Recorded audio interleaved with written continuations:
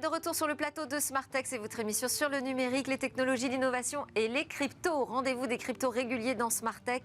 Ce rendez-vous est assuré aujourd'hui par Flavio Restelli de KPMG. Bonjour Flavio. Bonjour Delphine. Alors, dans l'actualité des cryptos, beaucoup de choses. On a dû sélectionner. On va commencer par le vote contraire à l'Assemblée nationale au sujet de l'obligation d'agrément des PSAN, c'est-à-dire ces prestataires de services crypto actifs. En tout cas, cet agrément ne sera plus a priori obligatoire pour les nouveaux entrants du secteur, c'est ça ? En fait, il ne l'était déjà pas. Ce qui se passe, c'est que... Oui, il ne l'était pas, il a failli l'être. Exactement. Et finalement, et non. en fin de compte, il ne le sera pas. En tout cas, il ne le sera pas tout de suite. Ouais.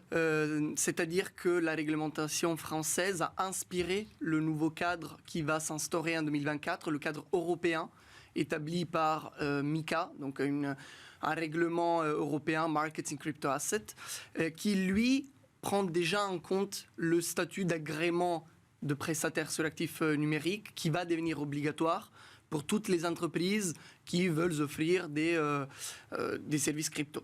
Maintenant, Donc, Flavio, pour être tout à fait clair, avec ce règlement européen qui n'est pas encore mis en œuvre... Il a été voté, mais effectivement, il rentre en vigueur fin 2024. Voilà, donc qui n'est pas tout de suite là opérationnel. Il y aura une obligation d'agrément pour tous ceux qui veulent proposer une prestation de service dans le domaine des cryptos actifs. Sachant qu'aujourd'hui, en France, il y a déjà une obligation d'enregistrement, donc à un niveau plus Quelle est la souple. différence ? On ne va pas rentrer dans le technique, mais il y a tout un tas d'obligations, de transparence, de reporting auxquelles les entreprises doivent se soumettre. C'est super. Ce qui s'est passé d'abord au Sénat et ensuite à l'Assemblée, c'est qu'un sénateur a proposé, je dirais par excès de zèle peut-être, d'anticiper l'échéance européenne et de rendre obligatoire le niveau supérieur, donc le niveau d'agrément, dès la fin de l'année 2023. Mais c'est peut-être pas un excès de zèle, c'est peut-être en réaction avec ce qu'on entend aujourd'hui dans l'actualité des cryptos, se disant il faut davantage protéger nos utilisateurs français. Tout à fait. Et d'ailleurs, les utilisateurs européens de manière générale, mais il faut également donner le temps aux entreprises de se conformer aux nouvelles réglementations. Et d'ailleurs, je pense qu'il y a aussi d'autres angles d'attaque. Et potentiellement, par exemple, on pourrait mettre davantage l'accent sur la concurrence équitable, sachant qu'il y a des acteurs internationaux qui démarchent d'ores et déjà le marché français et ils ne sont pas toujours en mesure d'assurer les licences qui sont nécessaires.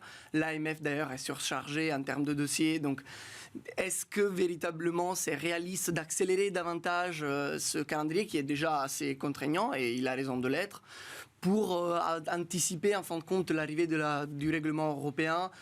Disons que le gouvernement avait donné un avis contraire et en fin de compte l'Assemblée nationale a aussi voté contre cette obligation d'agrément. Alors, c'est un peu ce qu'on avait dit, effectivement, parce qu'on en a parlé dans le débrief la semaine dernière, mais enfin pas avec des experts crypto comme vous. On donnait juste notre avis, on se disait que c'était une bonne chose, cet agrément, mais peut-être que là, en allant trop vite, on pénalisait d'abord les acteurs nationaux. C'est exactement ça. C'est tout à fait une bonne chose, l'agrément. C'est tout à fait une bonne chose qu'on ait un règlement européen, d'ailleurs, qui imposera cela, non pas seulement au niveau de la France, mais au niveau de tous les États membres. Cependant, il y a un calendrier et il convient de ne pas le précipiter pour... peut-être envoyer des signaux aussi d'ordre politique, mais qui peuvent éventuellement aller à l'encontre de l'intérêt de l'industrie et donc de manière générale de l'économie française. Ok, deuxième actualité que nous allons commenter ensemble, c'est l'agence de notation Moody's qui travaille à élaborer un système de notation pour les stablecoins. Tout à fait. Donc peut-être rappeler de quoi il s'agit quand on parle de stablecoins. Oui. Les stablecoins sont la représentation sur une blockchain de la monnaie classique qu'on appelle fiat, l'euro, le dollar, la monnaie scripturale que l'on connaît tous. Pourquoi est-ce que c'est intéressant de représenter cette monnaie fiat sur une blockchain? Parce que de cette manière, on pourra effectuer des paiements et d'autres transactions sans utiliser des crypto-monnaies natives qui, elles, forcément, ont un prix qui fluctue en fonction de l'offre et de la demande. Ça veut dire que là, on a toujours une référence. On a toujours son prix en dollars ou en euros. En fait, c'est carrément de l'euro ou du dollar. C'est de l'euro, en fait. Mais un format de crypto, exactement, sur blockchain. Et ce qui est intéressant, c'est que forcément, pour garantir le fait que cette représentation soit stable, donc que le prix ne change pas, il faut que derrière, il y ait un collatéral. Globalement, ce qui se passe, c'est qu'on prend de l'argent, on le bloque dans un compte bancaire, et puis il y a des audits mensuels qui disent, OK, oui, effectivement, il y a tant d'unités sur le compte bancaire qu'il y a de tokens sur la blockchain. Il y a des entités comme KPMG qui peuvent assurer ce type de service.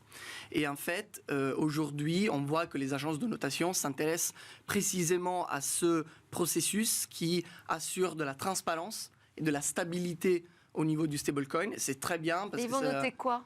Ils vont noter la liquidité du collatéral, par exemple. Parce que si derrière, ce n'est pas vraiment du cash, mais éventuellement ce sont des obligations, oui, si ce sont des obligations publiques, encore ça va, mais des obligations privées, ça va un peu moins bien. Donc, en quoi consiste ce collatéral? Est-ce qu'il est à 100%? Est-ce qu'il est transparent? Est-ce que les audits sont de qualité?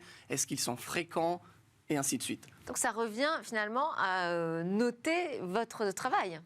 D'une certaine manière, oui, effectivement, le travail des cabinets d'audit aujourd'hui dans ce secteur. Mais cette mesure qui va dans le sens d'une structuration et même, je dirais, d'une institutionnalisation des cryptos est vraiment la bienvenue. Nous pensons que c'est un très bon signe.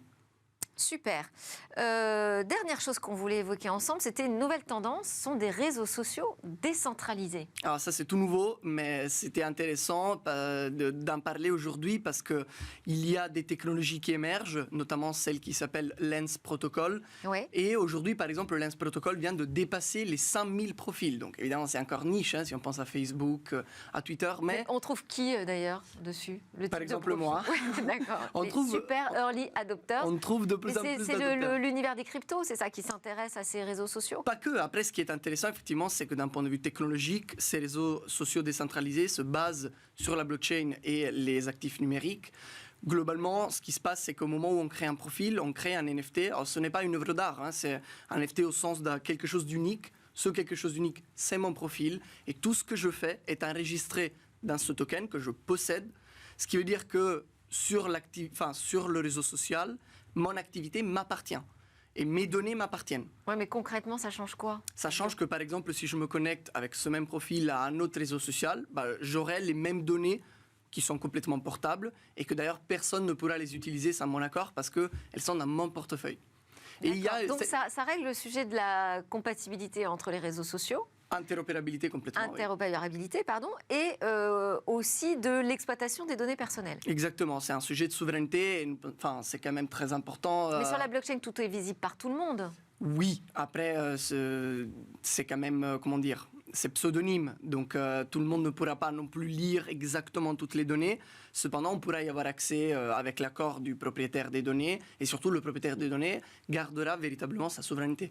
Et il pourra. Mais comment vous le verrouillez, ça, ces informations dans votre NFT? Comment vous vous assurez que les autres ne peuvent pas récupérer les informations? Alors la vraie question, c'est pas tellement comment on verrouille les informations dans le NFT, mais c'est plus comment on sécurise le NFT dans le portefeuille.